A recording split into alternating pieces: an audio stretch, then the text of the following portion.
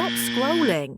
What if I told you that people are making $3,000 to $5,000 per month working online without a traditional 9 to 5 job?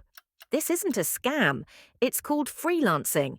And right now, businesses all over the world are paying freelancers big money for skills you may already have. Let me ask you this. If you could earn $5,000 a month online, what service would you offer? Writing, design, or programming? Think about it and drop your answer in the comments. Here's the truth. Most beginners start small, maybe $700 to $1,500 a month. But once you build reviews, confidence, and a solid client base, that number grows quickly into 3,000, 5,000, or even more. These are the platforms where freelancers are making it happen.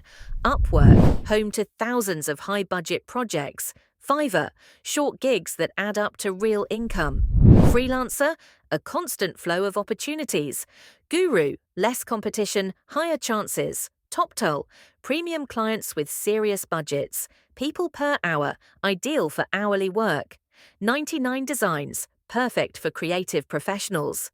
Simply Hired, remote and freelance options combined. Flex jobs, carefully curated, legit jobs. LinkedIn, a professional network where clients pay well.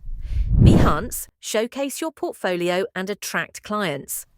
Dribbble, a hotspot for creative freelancers, and there are a few more hidden gems if you know where to look.